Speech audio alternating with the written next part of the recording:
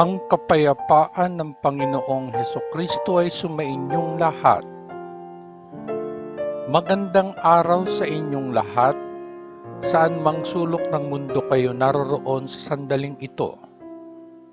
Ang babasahing mabuting balita sa araw na ito ay pinamagatan kong, kung naniniwala ka, matatanggap mo anumang hingin mo sa panalangin. Pagbasa sa banal na ebanghelyo ayon kay Apostol Mateo, ika-21 kabanata. Ang matagumpay na pagpasok sa Jerusalem. Habang si Jesus at ang kanyang mga alagad ay papalapit sa Jerusalem, sila ay pumaroon sa Betpahe sa bundok ng mga Olibo. Doon ay pinauna ni Jesus ang dalawa sa mga alagad kasama ang mga tagubiling ito. Pumunta kayo sa nayon sa unahan ninyo, at kagad na makakatagpo kayo ng isang asno na katali kasama ang kanyang bisiros sa tabi niya. Kalagan ninyo sila at dalhin ninyo sa akin. At kung may magsabi ng anuman, sabihin sa kanya, kailangan sila ng guro, at pagkatapos ay pakakawalan niya sila kaagad. Nangyari ito upang matupad ang sinabi ng propeta. Sabihin sa lungsod ng Siyon, masdan, ang inyong hari ay darating sa inyo. Siya ay mapagpakumbaba at nakasakay sa isang asno at sa isang bisiro, ang anak ng isang asno. Kaya't nagsiparoon ang mga alagad at ginawa ang iniutos sa kanila ni Jesus na gawin. Dinala nila ang asno at ang bisiro. Inilagay ang kanilang mga balabal sa ibabaw nila at sumakay si Jesus. Ang isang malaking pulutong ng mga tao ay naglatag ng kanilang mga balabal sa daan, habang ang iba ay pumutol ng mga sanga ng mga puno at ikinalat ang mga ito sa daan.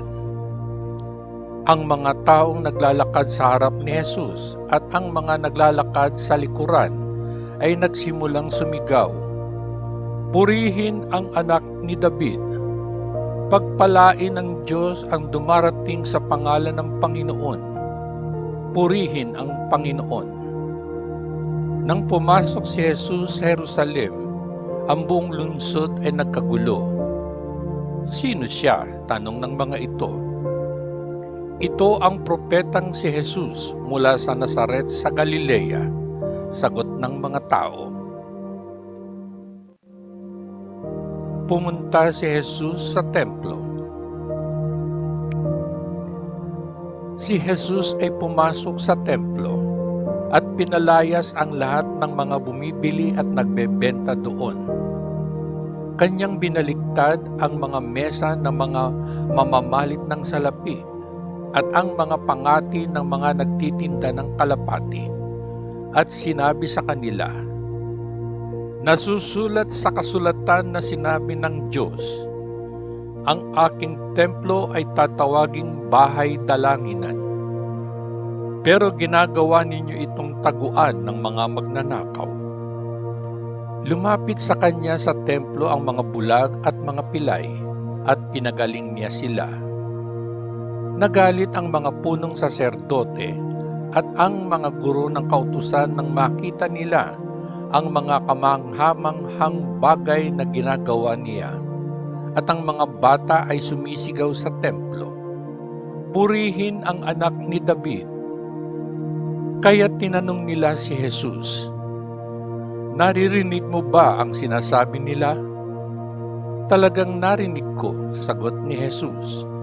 "Hindi pa ba ninyo nabasa ang kasulatang ito? Sinanay ninyo ang mga bata at sanggol na maghandog ng perpektong papuri." Iniwan sila ni Jesus at lumabas ng lungsod patungo sa Betanya, kung saan siya nagpalipas ng gabi. Sinumpa ni Jesus ang puno ng igos. Sa kanyang daan pabalik sa lungsod kinaumagahan, si Jesus ay nagugutom. Nakakita siya ng isang punong igos sa tabi ng daan at pinuntahan niya ito. Ngunit wala siyang nakita rito maliban sa mga dahon. Kaya't sinabi niya sa puno, "Hindi ka na muling mamumunga." Kaagad natuyo ang puno ng igos. Nakita ito ng mga alagad at namangha sila. "Paano mabilis na natuyo ang puno ng igos?" tanong nila.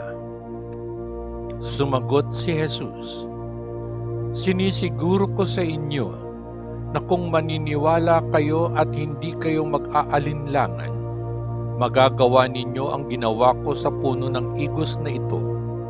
At hindi lamang ito, ngunit masasabi ninyo pa sa burol na ito, 'Bumangon ka at ihulog ang iyong sarili sa dagat,' at mangyayari iyon.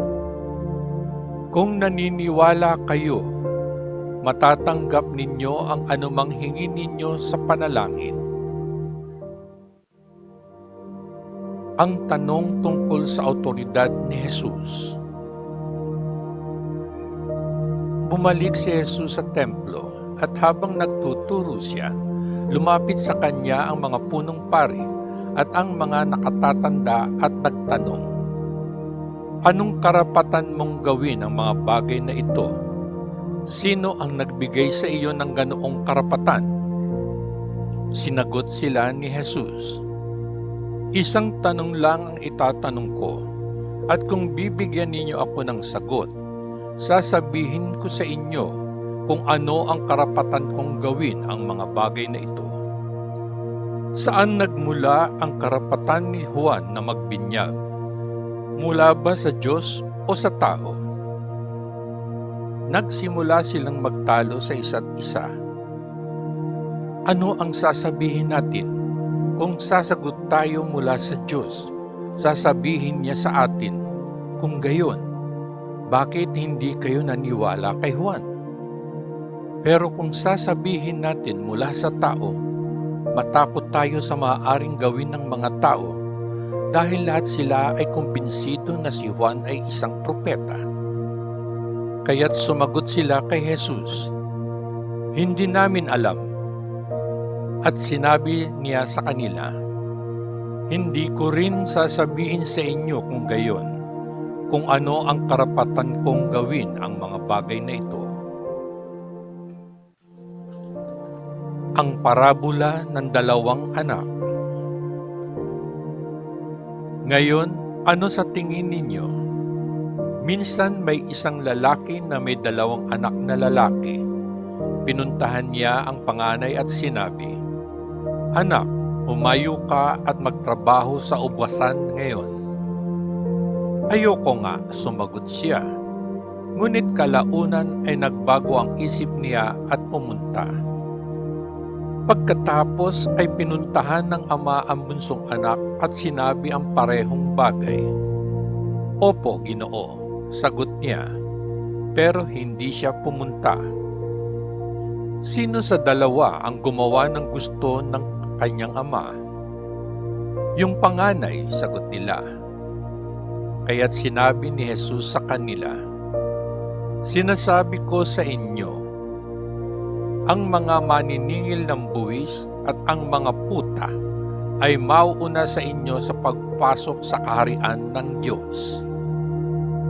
Sapagkat si Juan Bautista ay naparito sa inyo na nagpapakita sa inyo ng tamang landas na tatahakin at hindi ninyo siya pinaniwalaan. Ngunit ang mga maniningil ng buwis at ang mga puta ay naniwala sa kanya. Kahit na nakita ninyo ito, hindi nagbago ang inyong isip at paniwala sa kanya." Ang parabola ng mga nangungupahan sa ubasan. Makinig sa isa pang parabola, sabi ni Jesus. Minsan ay may isang may-ari ng lupain na nagtanim ng ubasan. Naglagay ng bakod sa palibot nito. naghukay ng butas para sa pisaan ng alak at nagtayo ng tore ng bantay. Pagkatapos ay pinaupahan niya ang ubasan sa mga nangungupahan at umalis ng bahay sa isang paglalakbay. Nang dumating ang oras ng pag-iipon ng mga ubas, ipinadala niya ang kanyang mga alipin sa mga nangungupahan upang tanggapin ang kanyang bahagi ng ani. Sinunggaban ng mga nangungupahan ang kanyang mga alipin. Binugbog ang isa, pinatay ang isa, at binato ang isa pa. Muling nagpadala ang lalaki ng iba pang mga alipin, higit pa kaysa sa unang pagkakataon. At ang mga nangungupahan ay tinatrato sila sa parehong paraan. Sa huli, ipinadala niya sa kanila ang kanyang anak. "Tiyak na igagalang nila ang anak ko," sabi niya. Ngunit nang makita ng mga nangungupahan ng anak, sinabi nila sa kanilang sarili, "Ito ang anak ng may-ari. Halik kayo, patayin natin siya at makukuha natin ang kanyang ari-arian."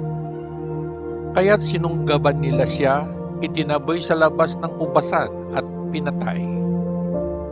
Ngayon, pagdating ng may-ari ng ubasan, ano ang gagawin niya sa mga nangungupahan na iyon? Tanong ni Jesus. "Tiyak na papatayin niya ang masasamang taong iyon," sagot nila. "At ipapaupa ang ubasan sa ibang mga mangungupahan na magbibigay sa kanya ng kanyang bahagi ng ani sa tamang panahon." Sinabi sa kanila ni Jesus, "Hindi pa ba ninyo nabasa ang sinasabi ng kasulatan? Ang batong itinakwil ng mga tagapagtayo bilang walang halaga ay naging pinakamahalaga sa lahat. Ito ay ginawa ng Panginoon. Napakagandang tanawin ito. At kaya sinasabi ko sa inyo," dagdag ni Jesus, "ang kaharian ng Diyos ay aalisin sa inyo at ibibigay sa mga taong magbubunga ng wastong mga bunga." Narinig ng mga punong saserdote at ng mga Pariseo ang mga parabola ni Jesus at nalaman nilang sila ang tinutukoy niya, kaya sinubukan nilang hulihin siya. Ngunit sila ay natakot sa maraming tao na itinuturing na si Jesus ay isang propeta. Ang mabuting balita ng ating Panginoon. Salamat sa Diyos Ama sa langit, sa ngalan ng Panginoong Hesukristo na ating manunubos. Amen. Amen. Amen. Peace.